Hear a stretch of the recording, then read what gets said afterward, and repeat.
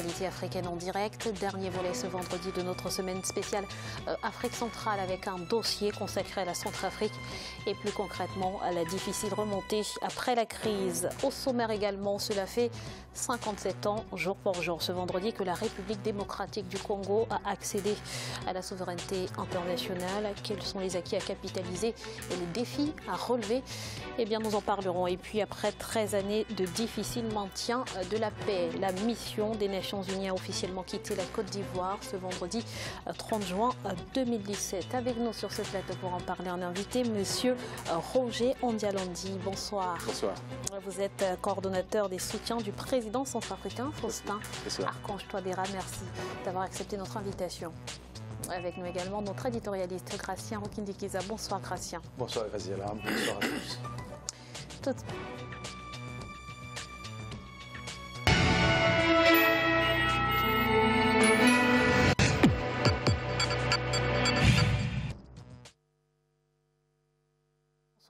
30 juin 2017. La République démocratique du Congo célèbre ce vendredi le 57e anniversaire de son accession à l'indépendance, une commémoration sur fond de crise. Le traditionnel défilé militaire a d'ailleurs été annulé. On fait le point dans ce reportage de Jacques Mboka, notre correspondant à Kinshasa, commenté par la rédaction. La République démocratique du Congo commémore ce vendredi 30 juin 2017 son 57e anniversaire d'indépendance. Un anniversaire sur fond de crise sociopolitique, caractérisé notamment par des tensions dans certains coins du territoire. Si le Grand Kassai, où les forces de l'ordre font face à la milice Kamuna Nsapu, attire l'attention de l'opinion depuis quelques semaines, l'est du pays demeure sous tension, sans oublier la capitale Kinshasa. Du simple conflit interne du mouvement Bondu du Congo, je dirais même plus sentimental, la ville de Kinshasa ainsi que la province du Congo central ont connu une menace sécuritaire majeure. Point n'est besoin de rappeler ici que toutes ces crises sont le fait des forces du mal et des manipulations, ennemies de la paix, de la sécurité et de la tranquillité de notre pays. Ce jeudi 29 juin, le bureau communal de Kalamou a été attaqué par des hommes non identifiés, armés de machettes. Une attaque qui s'est soldée par une victime enregistrée dans le camp des assaillants. L'attaque a occasionné l'évasion de quelques détenus se trouvant dans le cachot de la police de cette commune. Les gens en armes ont attaqué le district de la Funa et ont attaqué le bureau communal de Kalamou. Heureusement, nous avons des policiers formés, nous avons des gens qui aiment le Congo et qui sont prêts à sacrifier leur vie pour le Congo, qui ont pu maîtriser encore une fois de plus ces assaillants. Il faut préciser que le 57e anniversaire de l'accession à la souveraineté nationale et internationale se déroule sans aucune cérémonie officielle organisée. Dans un court message écrit, le chef de l'État congolais, Joseph Kabila, dont l'état de santé n'a pas permis d'adresser un message télévisé, a appelé ses compatriotes à commémorer dans le calme et la méditation cette date d'anniversaire. Officiel, ni le discours présidentiel. Certains parlent de mépris, d'autres de désinvolture. Quelle lecture en faites-vous? Moi, la lecture, vraiment, je me pose la question de la situation. On parle de problèmes de santé. D'ailleurs, lui-même, il dit qu'il a des problèmes de santé pour s'exprimer. Il ne s'exprime pas. Il empêche le défilé traditionnel, le défilé des militaires qui est très, très adoré par les Kinois. On se demande vraiment il n'est pas à coup sûr. Il n'est pas malade. On peut se dire qu'il n'est pas malade parce qu'il ne peut pas se présenter la situation en tant que telle. S'il est vraiment malade et qu'il le dise, ça serait très grave pour la République démocratique du Congo. Alors, cela veut dire qu'il est dans une situation politique extrêmement grave. On a vu dans le reportage justement que le pays... Ces derniers jours, est-ce que c'était finalement opportun qu'il y ait des manifestations, des célébrations? Écoutez, le pays connaît des problèmes. Pratiquement, la République démocratique du Congo se trouve dans la pré-guerre, je dirais la pré-guerre. C'est un pays qui se prépare à la guerre. On voit partout des conflits ou des des sorties de prison, des gens qui sont libérés de prison par la force, d'autres à l'Est, et des guerres, des gens, des ethnies contre d'autres, des contestations. Et ils refusent de s'exprimer. En principe, c'est à ce moment-là qu'ils devraient s'exprimer pour calmer la situation, calmer la population, dire voilà, je suis toujours là, je maintiens, je sécurise le pays. Or, il est absent. C'est-à-dire que les Congolais sont inquiets de la situation actuelle. Qu'est-ce qui va se passer? Surtout qu'il n'y aura pas d'élection. On a déjà prévu, il aurait dû arrêter, disons, la présidence en décembre passé. Aujourd'hui, il est toujours président. Il n'y a pas d'accord signé. Et on se retrouve finalement dans un pays, on pourra se dire demain, on ne sait pas qui dirige le pays. Alors, 57 ans d'indépendance, c'est l'occasion tout de même de faire un bilan. On imagine que la République démocratique du Congo a quand même eu quelques acquis, a connu quelques progrès. Quels sont-ils et quels sont les défis qui restent à relever? Bon, on peut dire les progrès, le pays est indépendant.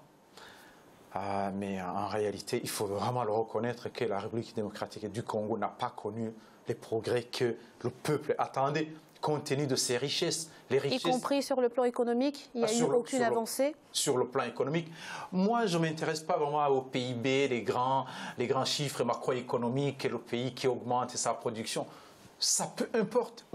Je regarde surtout la population en congolais. Est-ce que son niveau de vie a augmenté?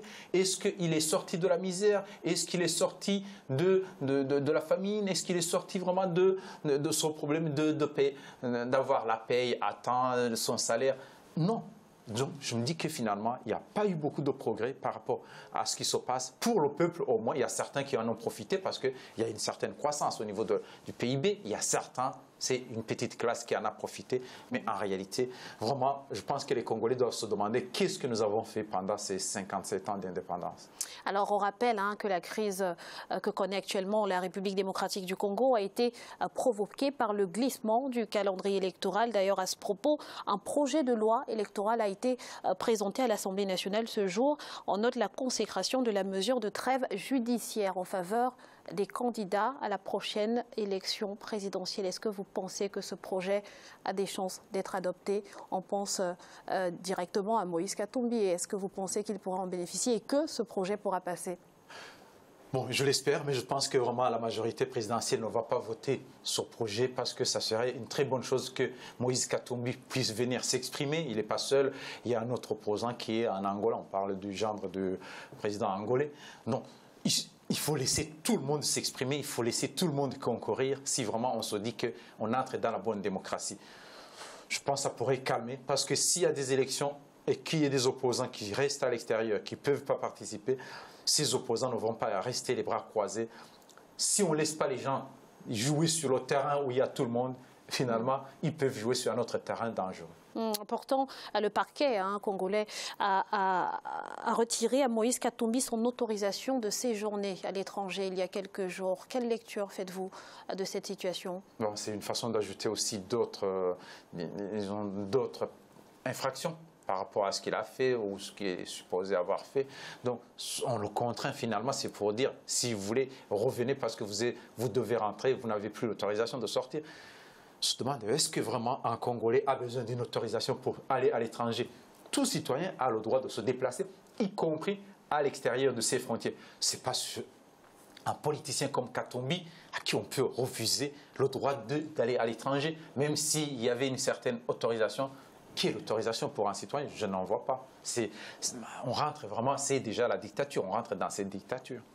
Merci, allez-y. Oui, non, justement, moi je pense que sur cette affaire du Congo démocratique, c'est vrai qu'il y a une période, j'allais dire, une période trouble aujourd'hui au Congo, une période politique assez troublée, et que malgré naturellement les accords, et puis donc la trêve politique, la trêve judiciaire par contre en cours, je crois que la République démocratique du Congo est en train de s'enfoncer finalement, parce que je crois que très concrètement ça va être ça, puisque on n'a pas réussi à régler la question de la transition politique finalement, puisque les élections ont été reportées sine die, et donc la transition politique n'a pas été réglée, l'accord de Saint-Sylvestre n'a pas abouti, et donc forcément doucement. On est là dans une période trouble et donc il y a des manœuvres qui sont en cours, etc., pour naturellement empêcher Katumbi, je pense, c'est ça, de se présenter. Voilà, je pense que très globalement, c'est ma lecture. Merci. Dans l'actualité également, la mission de maintien de la paix en Côte d'Ivoire a plié bagage ce vendredi 30 juin 2017. Autorisé par le Conseil de sécurité en 2004, son mandat a été ponctué de controverses. On fait le point avec Mélina Bokassa. Fin de la mission des Nations Unies en Côte d'Ivoire. Elles étaient arrivées en février 2004 à Abidjan pour une mission d'1 an. Elles seront restées un peu plus de 13 ans. Ce 30 juin marque en effet la fin de cette force dans le pays. Nous sommes fiers du travail accompli par tous les agents. Ils ont contribué au retour et au maintien de la paix. La mission a été un vrai succès. Après un coup d'État manqué contre l'ancien chef d'État ivoirien Laurent Gbagbo en septembre 2002, la Côte d'Ivoire a connu une décennie de crise politico-militaire. Elle a été marquée par des affrontements entre des rebelles des forces nouvelles au nord et les forces loyales au sud de 2002 à 2011. L'épilogue de cette décennie aura été ponctué par la crise post-électorale de 2010 à 2011, une crise qui aura fait plus de 3000 victimes. Il était temps de passer à une autre étape, de permettre à ces troupes-là de se retirer, de se consacrer à d'autres choses, et que les ressources qui servaient à cela, une partie viennent en Côte d'Ivoire, et que d'autres contribuent à favoriser le développement ailleurs dans le monde. Cela dit, il y a bien entendu toujours des risques, il y a de l'incertitude. Dans aucun pays, il y a une sécurité absolue, il y a une stabilité absolue. Il revient face aux défis aux Ivoiriens et à leurs partenaires de prendre conscience des limites aussi à ne pas souvent franchir. Pour rappel, l'ONUCI a succédé en 2004 à la force de la CEDEAO et de l'armée française afin de faire respecter les accords de paix. En 2012, la mission comptait près de 10 000 hommes. Elle aura coûté à la Côte d'Ivoire 3 900 milliards de francs CFA. Alors, Gratien, cela fait donc la mission de l'ONU en Côte d'Ivoire a été déployée dans le pays pendant 13 ans. Quel bilan peut-on dresser à ce jour ? Tout d'abord, on peut reconnaître que cette mission a pu, disons, arrêter ce conflit, au moins stabiliser ce conflit pendant un moment, séparer les forces nouvelles et l'armée ivoirienne du temps de Gbagbo. Il y a eu, disons, un semblant de paix à un certain moment, mais on doit reconnaître que finalement, cette force n'a pas accompagné une bonne intégration de cette armée, les rebelles et les anciens, parce qu'on voit bien qu'il y a toujours, on se demande vraiment qui détient l'armée ivoirienne.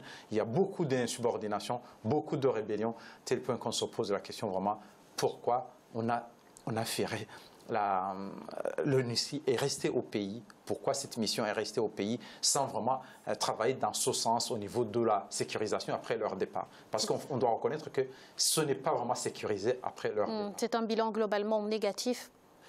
Pour moi, oui, c'est un bilan globalement négatif. On a vu ce qui s'est passé, notamment en 2012.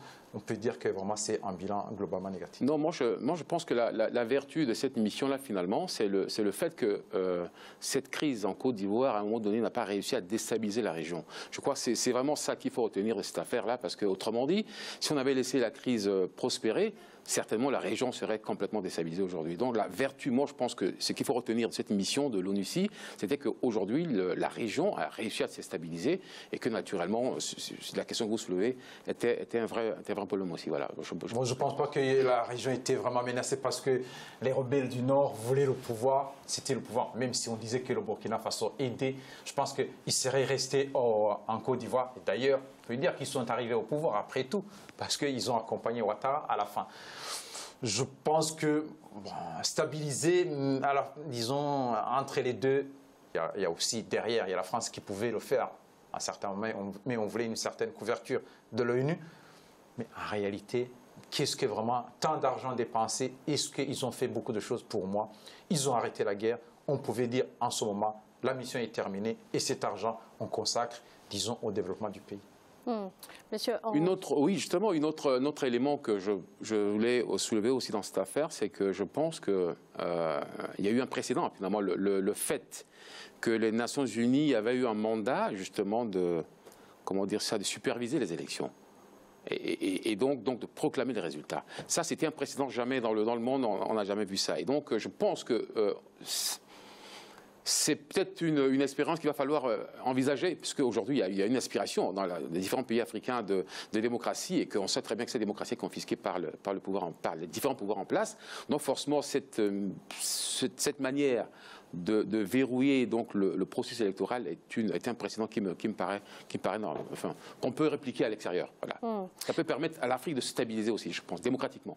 Alors ce départ intervient alors que le pays vient de faire face à des mutineries. Un stock important d'armes a été découvert aussi dans la région de Bouaké. Est-ce que cela finalement est inquiétant? Est-ce que ça opportun? Est-ce qu'il faut s'inquiéter pour la stabilité de la Côte d'Ivoire, Gratien? Vous savez, c'est très inquiétant quand on voit des mutineries comme ça. À l'armée, on dit qui tient les hauts, tient les bas. Qui tient les hauts, on peut dire qui tient les armes, tient aussi tout le monde, y compris les politiciens. Or, en Côte d'Ivoire, on voit bien des mutins, des militaires qui sont payés par l'État, qui bloquent des villes, y compris même la capitale.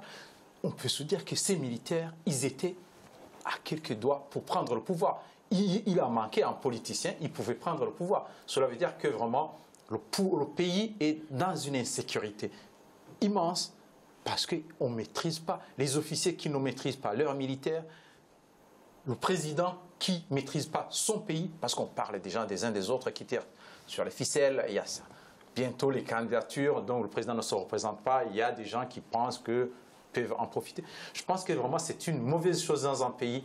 Moi, je préfère qu'il y ait une rébellion et qu'on arrive à se battre plutôt que d'avoir une mutinerie à l'intérieur qui revient, qui repart, parce qu'on ne sait pas finalement qu'est-ce qui peut se passer. Et ils sont partout parce qu'ils sont dans l'armée, dans tous les corps de l'armée, dans tous les bataillons. Cela, c'est vraiment très inquiétant. Le principal défi, du coup, va être d'assurer la transition après le départ du président Alassane Ouattara, s'assurer qu'on ne se retrouve finalement pas dans la même situation qu'en 2011, après les élections. Alors, il y a deux problèmes vraiment qu'il faut aborder, surtout après le départ de Ouattara. C'est le domaine de l'armée, la sécurisation de cette armée, faire une armée professionnelle et essayer y compris de démobiliser les éléments qui sont très gênants, qui embêtent l'armée d'avancer. Deuxième chose, il ne faut pas oublier, la Côte d'Ivoire, c'est un pays qui n'est pas réconcilié. Il faut que le nouveau président réconcilie la Côte d'Ivoire vraiment entre les gens de pro-Gbagbo et les pro-Ouattara.